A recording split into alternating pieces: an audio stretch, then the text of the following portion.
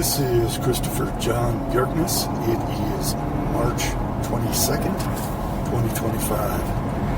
The Babylonian Talmud in the tractate Shabbat, folio 32b, states that the Jews will have 2,800 Gentile slaves for each Jew in the world to come. I've seen a lot of telltale signs that we're moving towards universal Gentile slavery. Marxism took a big step towards making all non-Jews slaves. Well, it elevated Jews to position of power in the Soviet Union. And there are many things which distinguish free people from slaves historically. And among those are the fact that slaves can't own property. And that's one of the chief tenets of the Communist Manifesto and of Marxism and communism in general, is that the state owns all property and people can't. But what it really did was it created an oligarchy and a plutocracy where the rich Jews ruled everything, and there was total separation and wealth discrepancy, in which the Gentiles were tremendously poor and were slaves, and the Jewish commissars and leaders could denounce people, send them to the gulags. They essentially lived as slaves. And we see that they're trying to control all the property. We see major corporations buying up all the farmland, buying up houses so that people will have to rent from them. And this is all moving Americans toward this universal slavery.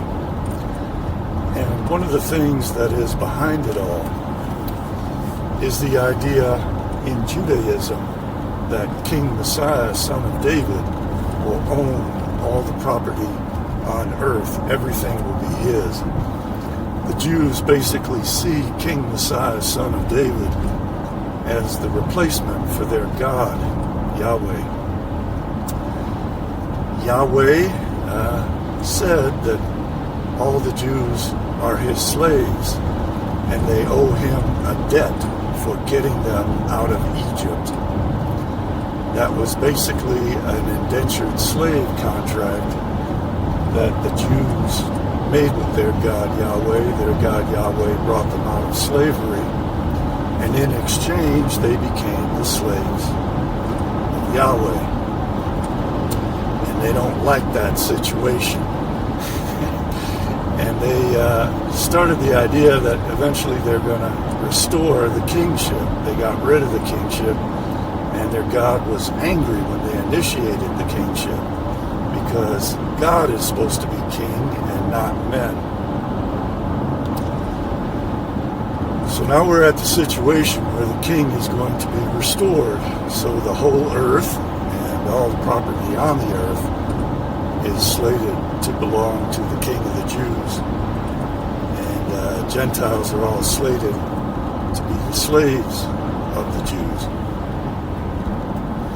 Another one of the tenets of Marxism is that all women will become common property of all men, and that the institution of marriage will disappear, and essentially all women will be universal sluts. And one of the aims of that is to get Gentiles to breed downwards dysgenically, so that the lowest scum of the males can breed with the highest females. And we see that happening today. We see that encouraged in social media. When Trotsky and Lenin took over, Trotsky used to keep soldiers barracked together with teenage girls who were brutally gang raped. The Soviets gang raped all the Germans when they moved into eastern Germany. Ilya Ehrenberg was behind that. all the German females, from children up to very old women, were gang raped, brutally raped, given syphilis. A lot of them were killed in the process. So another idea of slavery is that slaves can't marry. And the children that they have, they don't own. So communism was a big step towards that. Eugen Leviné and Axelrod in the Bavarian Soviet Republic were famous for holding orgies in which women were treated as common prostitutes, not even prostitutes, just as basically white slaves to be, well, you know what it was all about. So that's another one of the ways that we're moving towards slavery. We see social media people degrading women and trying to destroy the institution of marriage and telling people that they ought not to get married and that they ought to mistreat women and not have respect for women, and they ought to go after very young girls. So that's another one of the ways that we're being forced towards universal slavery. Another thing that's happening is they want to get rid of our education systems. And one of the big burdens on slaves was they were not permitted an education. They were not permitted to educate their children. We see Trump destroying the Department of Education. Education in America had been degrading for a very long time. Teachers are no longer respected or paid as well as they ought to be. Kids are disrespectful. And the whole system is basically a national babysitting service so that both men and women can work. But now that men and women are no longer going to be employed in ways in which they can earn a good living, instead they're going to be slaves being pushed towards universal income in 15-minute cities. They're getting rid of education, so that's another one of the ways in which they are going to render everyone into slaves, and especially the future generations. They're not going to be educated. They're going to be education's going to be replaced by artificial intelligence. It's already happening.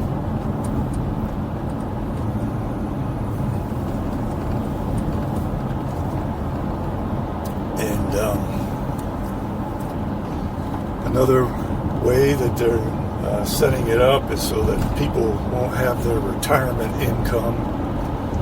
Slaves are not permitted to retire. So as we transition into universal income, elderly people are going to be forced to continue to work, many of them, in order to survive.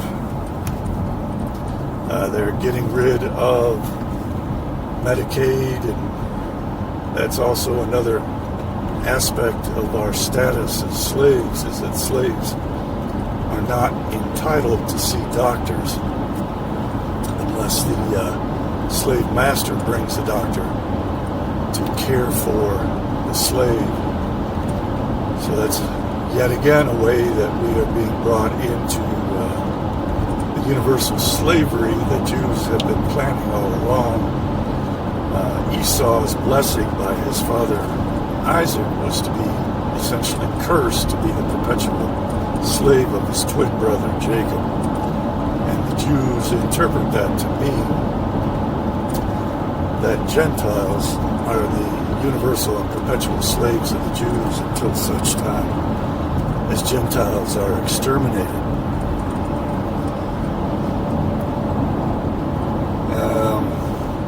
Another thing that differentiates free people from slaves is that free people can enter into contracts as well as owning property, and they can litigate matters. And if you harm or are violent towards a free person, that free person has recourse to the police and to the courts. Slaves do not. And we see this push for defunding the police, which has now passed, but that was one of the ways in which they were enslaving people to the mob, to the chaos of anarchy. And we saw in England how the invaders from Pakistan and India were permitted to form rape gangs and rape women. And when the women tried to turn to the authorities and to the police, and their parents went to the police, it was they who were threatened with arrest and were threatened with a legal process to punish them and to harm them, even though they were clearly the victims of violent sexual crimes. So those people were treated as slaves who have no rights, slaves who cannot utilize the state or the courts to defend their rights. And we also see that in terms of freedom of speech. All our rights to freedom of speech are infringed upon by the privatization by the very wealthy, just as the very wealthy are privatizing land ownership and monopolizing land ownership and real estate ownership. They have monopolized the public square and freedom of speech and the publishing houses, as well as the banking systems and the credit cards and the payment services by which you can distribute and earn income with various forms of speech and media and expression. So all of that renders us slaves. And a big way in which they're making us slaves is they are privatizing everything and then saying that our constitutional rights don't apply to private institutions.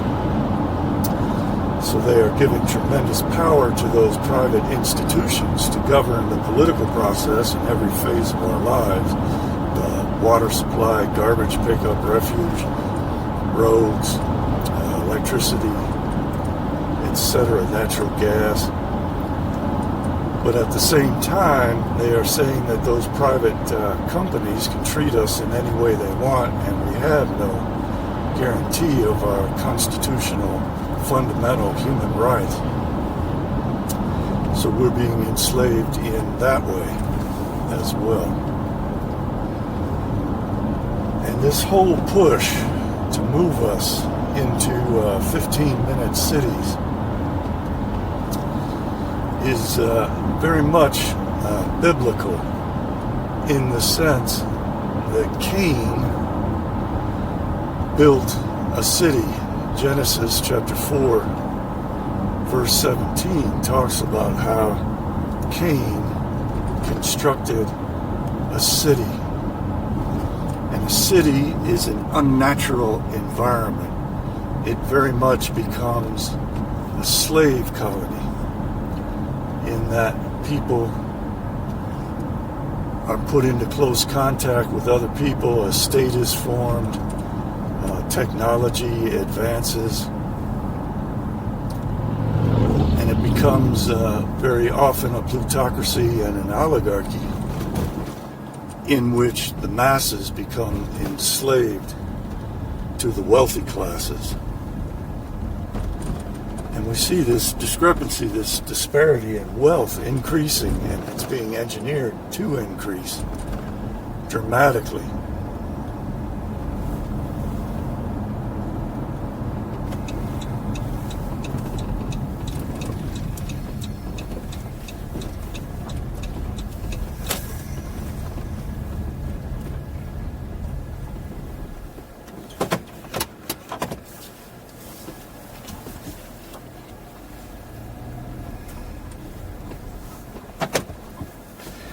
And we see that Donald Trump, as I predicted, is arranging for penal colonies and gulags, and is banishing American citizens. He's banished them to El Salvador and created penal colonies in El Salvador, and I expect one of the reasons that he is working to annex Canada and Greenland is that he wants to establish an American Siberia up there in which he can enslave people. At first he'll enslave criminals and illegal immigrants, and then he'll encourage Europeans to run those camps and construct those camps, and then those camps will become the ultimate Siberian gulags for all European peoples. So in very sneaky ways, they have been trying to enslave us for 150 years. At first they did it with communism, and now they have such control over the consciousness of people and over the political process in countries where they haven't been yet able to instigate communist revolutions. They have learned how to manipulate people to the point where human beings clamor for the very things which enslave them. Cell phones very much are a device which enslaves human beings and the human consciousness. Computer monitors, tablets, the television is another one that was huge in the way that it enslaved people, and the way that it has the ability to seize control over your consciousness and to alter the way in which you describe reality to yourself in the formation of your consciousness. It has completely enslaved the minds of the masses in ways in which they never could have done before, and in ways in which they no longer really need the educational system to indoctrinate people. It's far more effective to indoctrinate people by appealing to their material lusts and desires and manipulating those with influencers and advertising and all forms of media to the point where people want to be enslaved. People will see it as advantageous to conform to all the changes in society that they are making. And we see that that's plainly true because the same people that were decrying the North American Union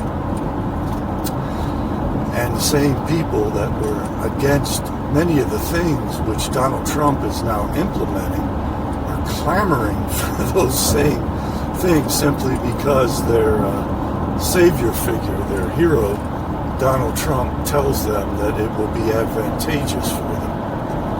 And even though they have witnessed what a liar he is, the man is the most pathological, perpetual liar I've ever seen in politics. They continue to take the bait every step of the way. He got elected by putting on a Mickey D's apron and acting as a fry cook. It's the most ridiculous nonsense I've ever seen. At this point in human history, when we're in danger of nuclear war, World War III, and the eradication of humanity, the reason that a lot of these stupid people voted for Trump is because they found it charming and appealing to them that he dressed up as Ronald McDonald the Clown and acted as a fry cook. And he would also play that same game by having pizzas, carrying in pizzas like he's a pizza delivery boy. That's how stupid people are and how easily manipulated they are and how enslaved they are. There's a interesting video out there, the Jones Plantation. There's some political propaganda in it that I don't agree with, but it does a good job of portraying exactly what I'm describing as to how people are so easily manipulated to become willing slaves and willful slaves without realizing that they have sacrificed all of their human freedom. So in these 15-minute cities, you're not going to be able to jump in your vehicle, take a ride through the beautiful desert and look at the mountains and go wherever the hell you choose, whenever the hell you choose to do it. But I think it's going to be much worse than just 15-minute cities. Another one of the rights that slaves don't have, but free people do, is the fundamental right to privacy. And they are now setting up surveillance cameras all over America, as they have done in China and Great Britain, to watch us.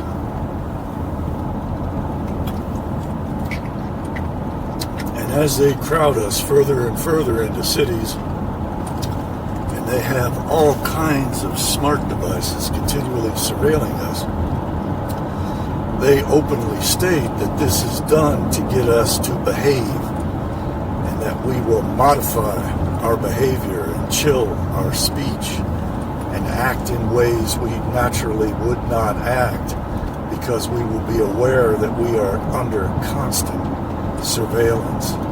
That is clearly a form of slavery. Free men do not act that way. Free men do not allow themselves to be constantly surveilled by the state and by private organizations and enterprises. And the open threat is constantly that you will lose your job, you will be exposed, you will be criminally prosecuted. So things are going downhill very quickly. And all the freedoms that I grew up with are being challenged. And that's one of the main reasons why they want to bring down the United States. They have always resented the Bill of Rights and the fundamental human rights that Americans have. It's one of the reasons why the Rothschilds instigated the Civil War in America by funding the South, by leading the South, so that they could split America and pit us in perpetual war against ourselves and drive up our debts, which is another way that they put us into indentured slavery. There's no need for us to even have to pay taxes if they work the monetary system in the proper way. And they continually utilize usury and the monetary system to drive up our debts as they bring us into wars where brother kills brother the way that Cain killed his brother. So all of these things are part of their ancient plan to ultimately bring us into universal slavery. And as I've been saying, European peoples don't breed well in captivity. And if people see that they are constantly being surveilled, they are less likely to want to have children. And if they are crowded into cities, and if they are forced to rent homes that they don't own, all of these things are very unnatural for Europeans who began as forest people living in complete freedom. And they're reducing the birth rates. And they are also utilizing pornography and pornography websites to further reduce the reproduction of European peoples. And all of these things have a cumulative genocidal effect. Another one of the rights that especially free men had, and these were asserted during the Civil War, is the right to self-determination and sovereignty. And it was a big issue in the Civil War that sovereignty rested in the citizen. And that was always an American conception, that we do not have a sovereign king or a sovereign queen. Instead, each and every one of us is a sovereign citizen.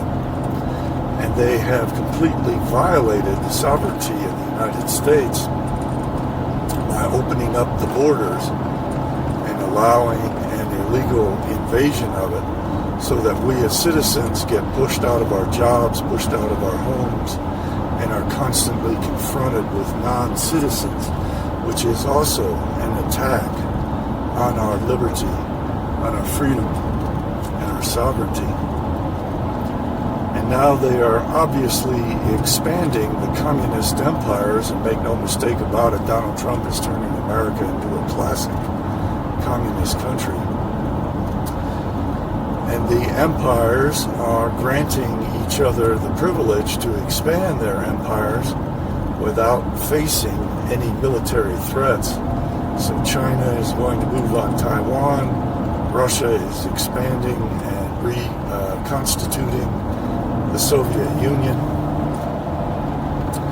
And again, all of these are attacks on the freedom and the sovereignty of all the peoples who are being invaded and being attacked. And these are meant ultimately to be in perpetual war, but the whole world will be under control by the same forces, and they will have absolute control over the outcome of all these wars and revolutions, as they always have. And the ultimate aim of all this is not to enslave us so much as to exterminate us, because they now have robots which can perform the role of Esau, the perpetual slave of Jacob. So they no longer need us. They are going to first exterminate the Europeans, because the Europeans are most closely associated with Esau, with the Edomites, with the Amalekites. And it will be much easier to exterminate us and to ensure that not a single one of us is left alive free to ever reestablish ourselves by first enslaving us. So to review, slaves are not allowed to marry, and we're moving towards that, and that was one of the stated aims of Marxism and communism. They cannot own property, they cannot be educated, they can't work for money, they don't have any recourse to the police or the courts. It is permitted for the masters to engage in violence against them. They can't see a doctor when they want to. They cannot travel when they want to. And that's one of the primary aspects of these 15-minute cities, is that we will be enslaved and we will not be able to leave the plantation. So please consider all these aspects in which we're being enslaved. Now, how do we get out of it? The only way to get out of it is to form our own country. We have the masses working against us, and we're not going to be able to defeat that. I don't think. We should continue to try as much as possible, but we have to hedge our bets and ensure that we can survive no matter what comes. And the only way to ensure that we can survive no matter what comes is to establish our own colonies, our own country, and establish sperm banks and egg banks in which we can preserve specimens for ourselves and repopulate ourselves, and in which we can guarantee universal liberty for ourselves. That was the reason that Americans created America, was to free us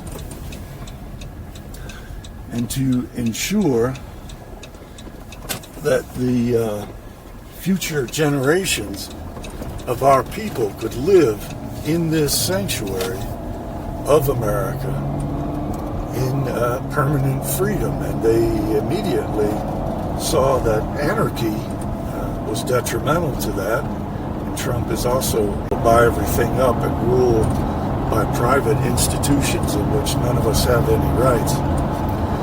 So we need people that have the will, the means, the courage, the desire to survive, and the desire to be free, that our ancestors, the founding fathers of America, had. And we need to create something new and better than America.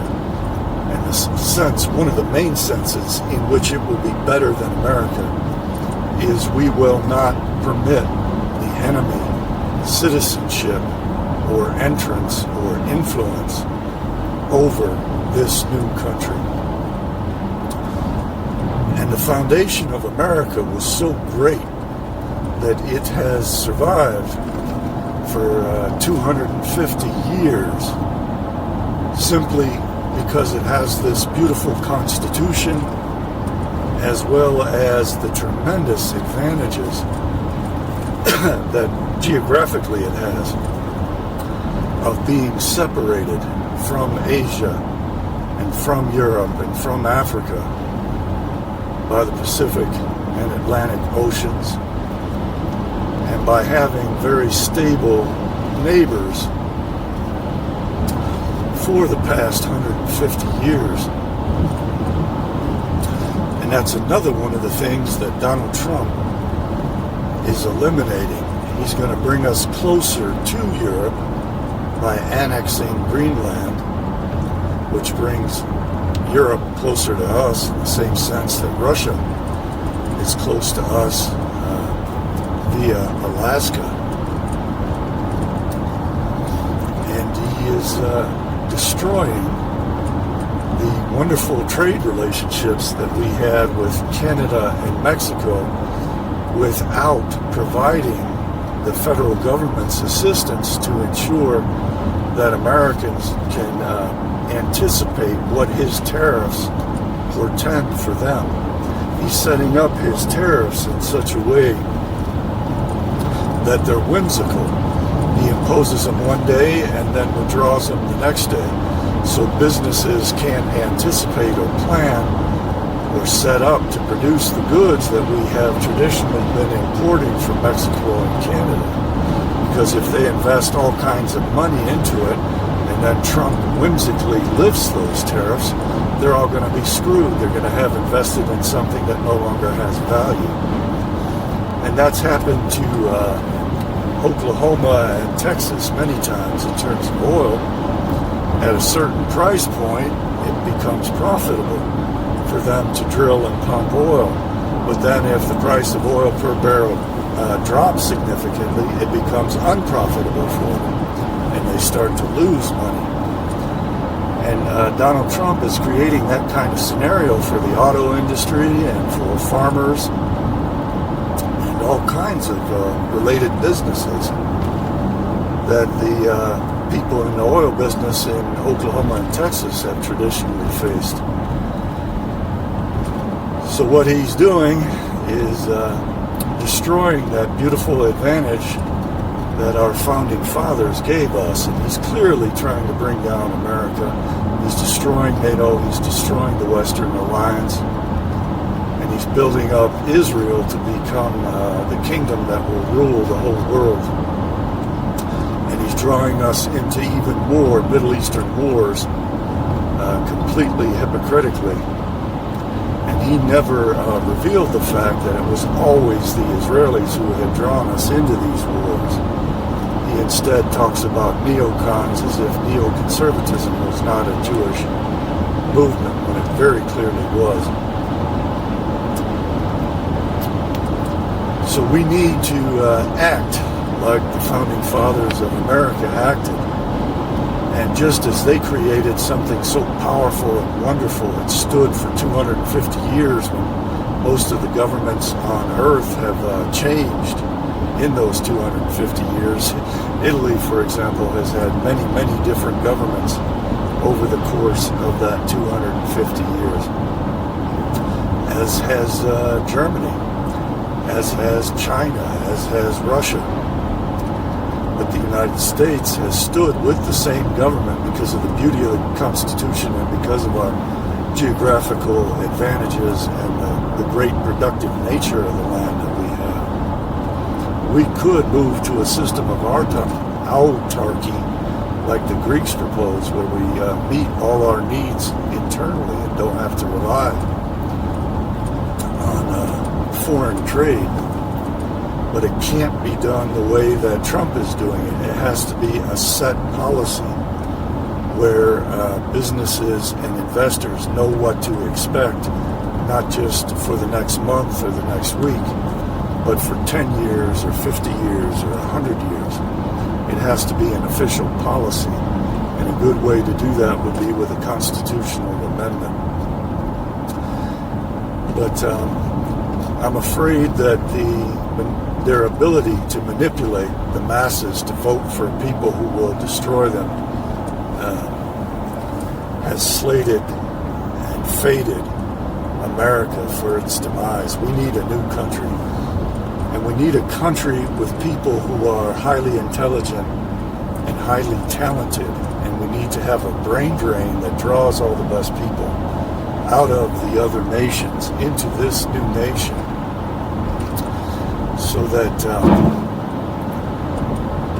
one, it will prevent those nations from being the leaders of the world in technology and weaponry and finance and industry and agriculture, and two, it will make us the leaders of the world in new state-of-the-art weaponry, state-of-the-art industry, agriculture, freedom. And if we do it right, our new country will be very attractive to the people who are becoming very disenchanted with the world that Putin and Trump and Xi Jinping and Netanyahu and Kim Jong-un and Emmanuel Macron and Keir Starmer are building. They don't want it. They want to be free. They want to be normal. They want to be healthy. They don't want to be slaves. They want to have choice. They want to have their families. They don't want to live in crowded cities that are owned by the state or owned by something even worse than the state. These private institutions are far worse than the state because they aren't elected and because you have no rights and because they have such a tremendous advantage in the courts, because they can hire the best lawyers, they can scam the jury selection system, they can prolong court proceedings to the point where people can't afford to fight it in court. They perpetually make the courts more and more difficult to utilize without expensive teams of specialized lawyers. So in no sense do we have the free society that the Founding Fathers envisioned. And even under their rule, it was never truly free.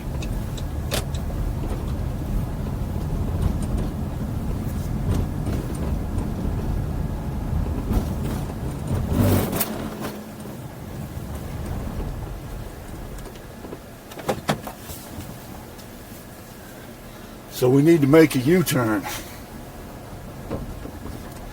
We need to find ourselves again. We need to become human again. And we need to get out of this crazy world that they're constructing to enslave us. Because once they've got us enslaved completely, once they have surveillance set up everywhere where there's no means of free speech for anyone, where there's no means of dissent or communication, if we haven't established our own country by that point, they will be able to exterminate us and there'll be no coming back from it. They'll have biological, chemical weapons, ways of stealing your soul, ways of putting chips in your brain, and they'll have robot armies with which to exterminate the last remnants of human beings, no matter where they're found. And this has always been their plan. This has been their plan for at least 2,500 years. And it's so obvious that that's what they're doing, and it's so obvious that no one is organizing to oppose it, that we're doomed. So I want to thank you very much for listening to what I had to say. I deeply want to thank my generous contributors who have enabled me to continue this work under very stressful and extremely difficult conditions. Thank you so much from the bottom of my heart. It is tremendously helpful, and I'm deeply, deeply, deeply grateful to you. So please like, share, and subscribe. Share this video as far and wide as you can. And I will see all you good people next time. Goodbye for now.